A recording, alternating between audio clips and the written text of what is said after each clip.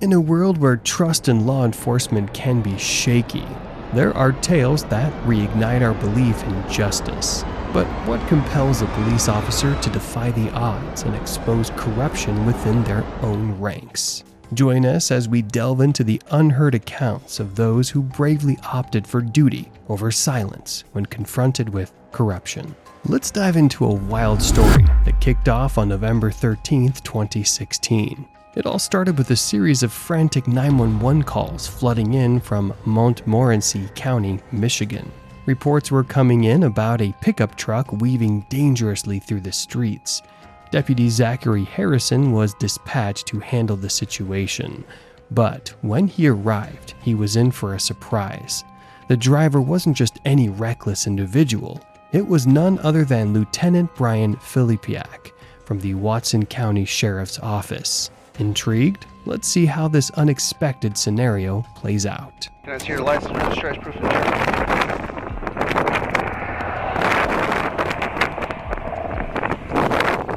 Okay. You got your ID? Department ID? And your driver's license. The reason why I'm stopping you is we got multiple reckless driving calls about you. Okay. And then when I'm following you, you're hitting the shoulder of the road. You been drinking? How many? Okay, you been drinking on the way here? Do you have a firearm on you? Okay. Do you got your pistol? Are you a corrections officer or just deputy? Lieutenant? Okay. Alright, just detective, right back to you. Well, talk about a slam dunk DUI arrest. The suspect didn't just admit to the crime on the spot. He went above and beyond, reaching into the back seat to close an open container, practically waving a flag that screamed, "I'm guilty." What a wild turn of events. DUI arrests aren't just serious, they're crucial for everyone's safety on the road. Police need to act fast to prevent potential accidents and protect our communities.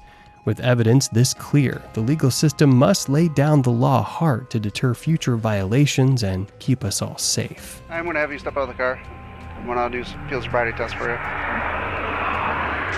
Okay? Well, I'm going to ask you to step out of the vehicle. What would you like me to do? Just let me go. I can't. I've got multiple 911 calls about a reckless driver, plate and all matches, almost hitting vehicles. I get behind you. You hit the shoulder of the road twice. All right, just let me stay here. Okay? You can't. I'm going to ask you nicely to step out of this vehicle. Brian, my hands are tied. If I let you go, I'm going to lose my career over you. I don't want to yank you out of this vehicle. No, just let me go. I can't. We're done with that. Step out of this vehicle right now. Just let me go. Be a good guy. I am being a good guy. Brian, out of this vehicle. I'm asking you nice. Is it the alcohol talking, or is this guy always this immature? Either way, he might as well throw in the towel and surrender. Erratic behavior like this isn't unusual in high-stress situations. But for everyone's safety, he needs to cooperate with law enforcement. Resisting arrest only cranks up the danger for both him and the officers. You know, the next thing, I'm going to go hands-on with you. No, and you're going to go to jail for R&O. You want that? No, I don't want that. Out of this vehicle right now. Do me a favor. I can't. Oh my God. I'm not losing my career over you. And I'm not losing my career either, so. I'm getting done with you. What's your name again? Deputy Morrison. Morrison? Zach Morrison. Just let me. I can't. Yes, you can. You think I want to do this? Arrest a fellow cop? Yes, I think you do. Why? I don't know. I know this career. I know what you go through every day. No, just let me go over. Why do you think I want to arrest a cop? We're not above the law. I don't want to fight you. I'm not going to fight. You're resisting already. No, I'm not. I just want you to let me go. I can't. Out of this vehicle now. No, be it. Out of this vehicle now. Don't touch Brian, me. out of this vehicle now. Don't touch me. Let's step out. No. You know this. Oh my God, man, don't make me crawl through here. Get out of this vehicle. Hey guys. Step out to the back. Brian thought he could play the professional courtesy card to dodge consequences, but this deputy wasn't having any of it. Instead of bending the rules, the deputy chose to do his job right. making sure Brian faced the music. This whole situation really highlights how important it is for law enforcement to be fair and accountable. It's actions like these that build trust between cops and the community, showing that everyone, no matter who they are, has to answer for their actions. It's about keeping the principles of justice and equality strong. Taser right now if you don't get out. Out! Right now! Go to the front of my car. You got your firearm on you. No, I don't. I'm patting you down. Turn around. Okay. Are you going to do sobriety test? It's affirmative. Can I just pull off? No. If you're not going to do field sobriety test, turn around, place your hands on your back. You're under arrest. No, I'm not. You are under arrest. No, You are under arrest. Don't resist. No. You're under arrest. No, Place your hands behind your back. No. Hey, you are placed under arrest for suspicion of operating while intoxicated. And I already told you I would go by the side of the road and sleep it off, so. Okay, we're done with that. Backseat of my car, please. No. You're already under arrest. Backseat Dude. of my patrol car. Dude, Brian, I'm not gonna fight you. Can we talk? I've tried talking. You won't talk to me. You want to sit on the side of the road. You got him? So, what do we gotta talk about? Well, not much talking about. Now, Brian hit a dead end with no more excuses to pull out of his hat. He planned to sleep off whatever went down on the roadside, but the officers had other ideas. They decided a lockup for a safer nap was in order. This wasn't just for Brian's safety, but also for everyone else on the road. It's crucial to avoid accidents from impaired driving, and sometimes that means making tough calls that people might not like in the moment. But in the end, it's all about keeping everyone safe. What kind of deal do you want to make? A cop to a cop? That's what the deal's about. A cop to a cop. Why are you putting me in that situation? Why are you putting me in that situation? I didn't drink. Okay, No, let's talk step about back. it. No, I'm not gonna fight, but Have a seat. no, let's talk about it. Have a seat. Any other person is going to get an R&O charge. You know this. I don't know. Have a seat. No. Hey, watch your head. I'm who you guys are. Do you guys realize that? Yes. Okay, then stop. We're done. Stay right here. No, Yes. just let Brian, don't. stop. Why are you doing this to a fellow? Why are you doing this to a fellow cop? Alright, let's dive into this story. Picture Watson County in 2016. Sheriff's lieutenants like Brian were raking in hefty salaries of around $79,000. On the other hand, the hardworking deputies, the boots on the ground, were earning significantly less, somewhere between $41,000 and $62,000, as per the county's salary report. Despite his position of authority, Brian made a questionable decision. According to records from the 88th District Court office in Montmorency County, Brian pleaded guilty on January 27th. Initially, he was charged with operating a vehicle while intoxicated, with a high blood alcohol level of 0.17 or more. Brian got off lightly with just 1 year of probation and a deferred jail term. Honestly, it feels like he got away with just a slap on the wrist considering the gravity of his offense. Let's dive into a fascinating story from September 7, 2018, involving Officer Jonathan Schuller of the Maricopa Police Department. Picture this: Schuller, while cruising down the freeway, suddenly crashes into the concrete barrier. This incident raised eyebrows about road safety and the everyday risks officers face during routine patrols. Luckily, his fellow officers quickly found him and got in touch. Drinking, have you? No. Nothing at all? Nope, been smoked. Really tired from this week. Finally got into that lab. Okay. Ate McDonald's and ate shit on the corner. Did you have a collision with another vehicle at all? Schuller downplayed the crash, chalking it up to a minor distraction from munching on McDonald's and fiddling with something in his car. But brushing off distracted driving is no small matter. It's a leading cause of accidents worldwide. My McDonald's and my fries. Okay. Not paying attention. Ate shit on the curb. Tried to get off the roadway, and here I am. Okay. Where'd you say your license was? Yeah. Who do you work for? City of Maricopa. Okay. So I do have one off-duty weapon right here, just so you know. Okay. And then I have one in my truck as well, sir. Okay. Insurance. Oh, okay. Stopped at McDonald's. So what happened to your car? Well, driving down the highway, trying to eat my Big Mac and my double cheeseburgers. Trying to punch in the address and Wham. radio. I fucked up. What'd you hit? Curb. Like, On the freeway or? yeah, on, okay. Gotta be the 202 or something. Was the tire sparking or something? I don't know. That's what we were told. That's what I'm asking. Oh, okay. No, I don't know. I hit it, and then I was just looking for an exit, found this one, and busted over here. Despite the chaos, Scholler was quick to inform others about his weapon, showcasing his professionalism and focus on safety even after a collision with a concrete wall. We got called because somebody said you hit a car on the freeway. Oh shit! I thought I hit a curb. Did you? Where were you at when you hit the curb? I was on the 202, and then I just exited real quick. I was trying to find Where are you headed right now? Chandler? Yeah, Chandler. Okay. It wasn't another car you hit, it was the vehicle. One of like those rays. Okay. Because there's duty to Maricopa. He was in Scottsdale for HT in school, and I go, what was your role in it? He goes, not that. Okay, but you got out, you looked carefully, unsteady. Yeah. However, the story takes a twist. The other officers weren't entirely convinced by Schuller's explanation. They began to suspect he might be under the influence. Common red flags include slurred speech, erratic driving, or the smell of alcohol. No prescription medications? Okay. All right. Would you mind stepping out of the car for me, please? Are you still looking for the insurance? Yeah. Yeah, let's see if you can pull that up real quick. You all right? You're shaking, bud. No, sure. I hate accidents. I've been in one accident. There's nothing to drink tonight, no prescription medications? Okay. All right.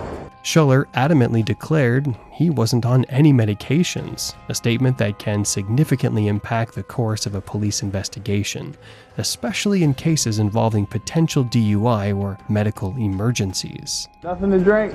Nothing to drink, man. Your eyes are a little bloodshot watery, you're kind of shaking, and... I'm shaking because I know how this goes down. How what goes down? Well, you're going to investigate me for DUI, most likely. Well, I just want to make sure to be driving, you know what I mean? All right. Would you mind if I take a look at your eyes then? If you've had nothing to drink? Yeah, of course. Oh, perfect. All right. What I want you to do is stand with your feet together, arms straight down at your side. Are you wearing contacts? No. Any recent head injuries? No. Any eye problems? You ever been diagnosed with any eye problems? No. No? All right. What I'm going to do... No nystagmus. No, not that. That's kind of weird. You just came from that. All right. So you understand what I'm going to do is I'm going to take my pen, I'm going to move it forth, back in front of your face a couple times, follow with your eyes and your eyes open. Due to the lingering doubts, the officers had no choice but to administer a mandatory DUI test to clear things up. Such tests are essential for ensuring public safety on the roads. Remain in that position until I tell you to begin.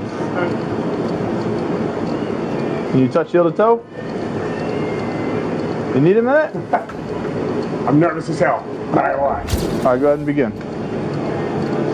1, 2, 3, 4, 5. Screw it there. 6.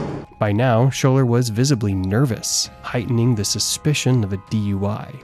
His fidgeting and shaky demeanor were classic signs of intoxication, prompting the officers to conduct further tests. Nervousness, while understandable, often raises red flags for law enforcement. Hydrocodone?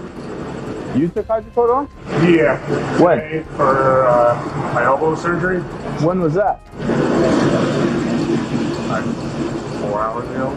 4 hours ago? Yeah, so it should be pretty well out of my system, I would think. How much do you prescribe? Oh, I thought you said you took 10 pills. I'm like, good no. God, man. We call it an ambo. Yeah, holy crap. Okay. So you took... Finally, after repeated questioning about his medication use, Schuller admitted the truth. This moment underscores the importance of thorough police questioning and honesty in legal proceedings. $6.99 on this channel.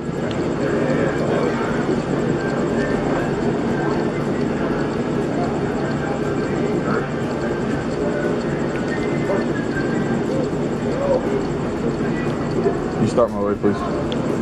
Alright, take a deep breath in, exhale out like you're blowing up a balloon. Alright. Yep. So,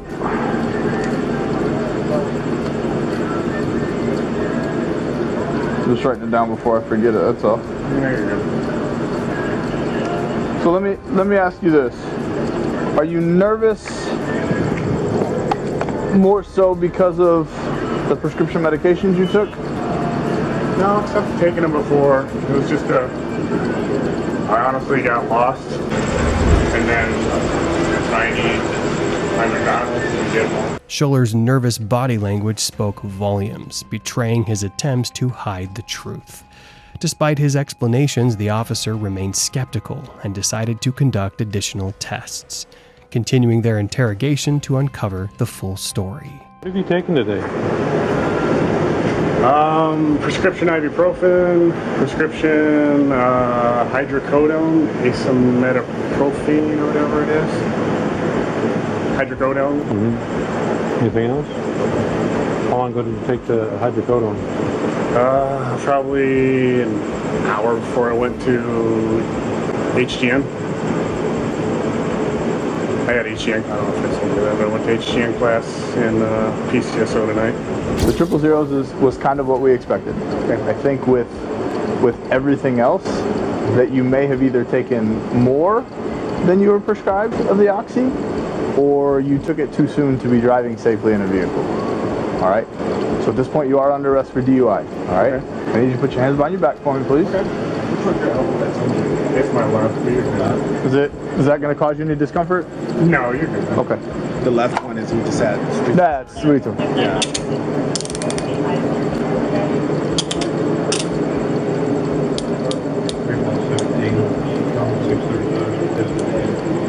Now, here's where things get really interesting. Even though he registered a 0 on the breathalyzer, Schuller still got nabbed for driving under the influence.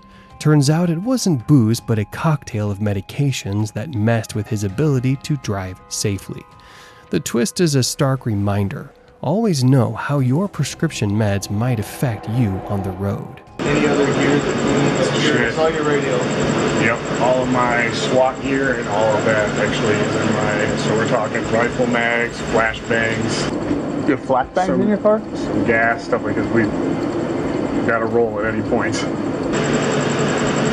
there's going to be some Gas as well. Okay. Yeah. I don't have any, there's no gas, like, I'm not talking CS gas or anything like that. Y'all carry flashbangs? You have like the little containers? Box. Oh, okay. That's, Yeah, I thought you meant like they were on your vest. I'm like, come on, dude. Nope. All right. Nothing else on you? Now, the police are on high alert. They're not just worried about Schuller's driving, they're freaked out by what he might have in his trunk. Turns out he's packing an arsenal. This reckless combo of drugs and weapons puts everyone on the road in serious danger. Driving under the influence is bad enough, but throw weapons into the mix and you've got a recipe for disaster. The risk of violence or accidents skyrockets.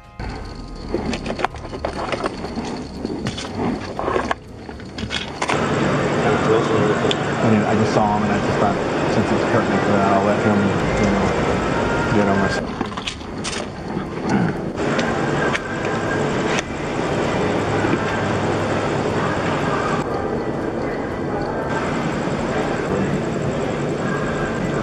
These are Zanny bars.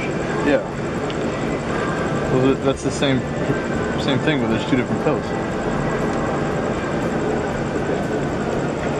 Yeah, he's putting pills in here because that's a hell of a lot of Zannies. But wait, there's more. The cops find 2 bottles with identical labels, but each has different pills inside. One bottle's packed with Xanax. This discovery blows the lid off the idea that Officer Schuller was playing by the rules. It raises some serious questions about his integrity and involvement with controlled substances. So we know those are Zanny bars. Yeah, these are Zanny bars. So he has a bunch of Zanny bars. And so you got felony right here.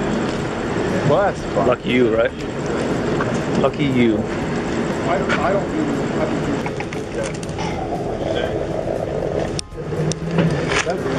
but that looks like Xanax. It is Xanax. It is It says Xanax on the backside of it. We were just gonna look it up. What's on the other side? And everything in there. Yeah, I'm thinking the majority of this we're gonna get. With the shocking find, Scholler is now facing some serious felony charges. The police have no choice but to haul him back to the station for more questioning and a deeper investigation. The University of Northern Iowa. Oh, okay. So, I got a question for you, bud. You said you took a oxycodone? Hydrocodone. Hydrocodone, I'm sorry. Hydrocodone. 4 hours ago? Well, you told me that at the stop. Yeah, Were you at Pinal County in Florence when you took it? right afterwards. So afterwards. Yeah, Where is that prescription bottle? right at home. Just tracking. Tracking what? I'm curious. So, you took it while you were there? After the wet lab? Yes, What did you retrieve that pill from? my pocket. So you just had a loose Oxycontin in your pocket, or oxycodone. So you just had a loose one in your pocket. Yes. Did you take anything else? No. Well, you told us you took Ambien when you were eating the hamburgers. Yeah, Ambien. You're right, yeah. Where'd Why? you get the Ambien from? I got it prescribed. Pulled the pill from. Oh, my pocket. So you just had loose pills in your pocket. Yes. Why would you take a sleeping pill prior to driving a vehicle? To tell you the truth, because I haven't slept very well. You're not gonna offend us if you cuss. You're fine. Okay. Scholler's in hot water and tries to wiggle out of it by bringing up his recent elbow surgery. At first, it seems like a good excuse, but the more you look at it, the more it falls apart. Using medical excuses to dodge trouble can backfire if they're not legit. In moments like this, credibility and honesty are everything. I wanted to take it, get home, and crash, and not be up until 2 or 3 in the morning. So I thought I would take it. Oh, I shouldn't say I thought I would. I took it, grabbed some food, and was driving home. So you were just trying to curb the time that it would take effect. Yes.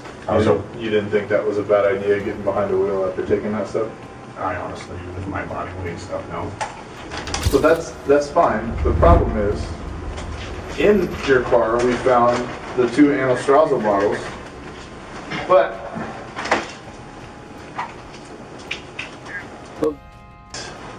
Right. why? Help me understand why you had X in a testosterone pill bottle. Why wouldn't you keep X in the prescription bottle that came in? And are you prescribed Yes. for what? For sleep, for anything from back home, Afghanistan. Okay. Is it prescribed through the VA? No. Can I see that? Scholler can't keep his cool. His anxiety skyrockets as he realizes he's been caught using Xanax without a valid prescription from Veteran Affairs. The situation highlights serious issues about medication misuse, especially among veterans relying on proper health care. Broke it in half. Is that what it was, though? Yeah. Okay. This is Adderall. Oh. I think you knew that though. Because when he said a prescription that started with A, it looked like you were starting to mouth the word Adderall and then you stopped yourself. I was not. Okay, and that's fine. I could be wrong. I've been wrong before and that's fine. Are you prescribed Adderall? No. So where'd you get the Adderall? Because there's quite a few pills in there. Right. And it's in a pill bottle that's prescribed to you, but it's the prescription for that testosterone that you were talking about. Scholler was playing a dangerous game with those pill labels and contents. The real kicker? He didn't even have a prescription for Adderall, the drug he was allegedly using. This deception raises major questions about his intentions and the risks he was willing to take. You prescribed this in the Army? Yes. How long have you been out of the Army? 2015, 2014. 4 or 5 years? Yeah. How often do you take the Adderall? Whenever I can't think. Whenever you can't. How many pills were you initially prescribed? Because there's still a decent amount in here. A lot. Where's the original pill bottle? Probably at home somewhere. 40. destroy it or... Who is it? The same doctor that prescribed this anastrozole that prescribed this? No. In the end, Scholler wasn't the only DUI case that night. He'd mixed prescribed meds with over-the-counter drugs, manipulating multiple doctors for prescriptions. This reckless behavior led to his initial confinement. Things got worse when he crashed into a yard and tried to flee the scene, resulting in another arrest. After these incidents, Scholler resigned from the Maricopa Police Department and later pleaded guilty to DUI drug charges for both arrests. Next, we're diving into a dramatic day in Henry County on June 20th, 2023.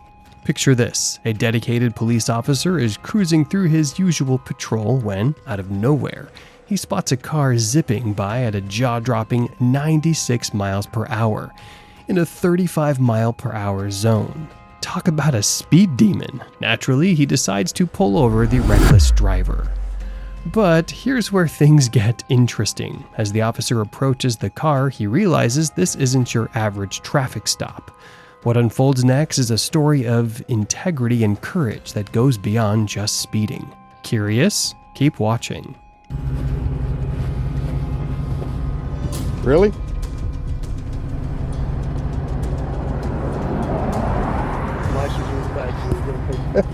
Yeah.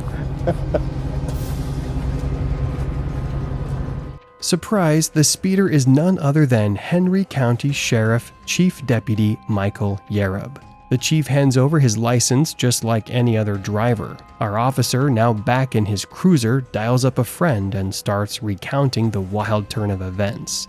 He's equal parts shocked and dutiful, describing how the chief deputy looked a bit nervous but was totally cooperative. You can almost hear the disbelief in his voice as he grapples with the surreal situation of ticketing his superior. Hello? Guess who I just pulled over? Who? Yarborough. Real? Yeah, the chief deputy driving a Dodge Charger, a souped up Dodge Charger belongs to the sheriff's office. I just clocked this at 96 in a 35. What was the issue? I mean, why is he speeding? No reason. He's in an unmarked car. He just got a high horsepower car and decided he wanted to play. It's your traffic stop. You do what you think you do. I mean, I'm not telling you one way or the other. You do a 96 and a 35. Okay. Well, you know I don't care for him, so I'm gonna ride his. So, what happens next?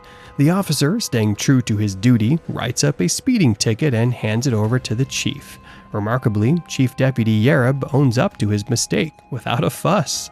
No power plays, no excuses, just a humble acceptance of responsibility. This moment shines a light on the integrity of both men. The officer proves that the law applies to everyone, no matter their rank, while the chief shows respect for the rules by accepting his punishment without protest. It's a powerful reminder of what happens when good cops stand up to wrongdoing, even in its subtlest forms. Check it out. Sir, here's your ID back. This is your copy of the citation. If you would sign right here. It's got a court date, time it's a must appear. Yes, sir.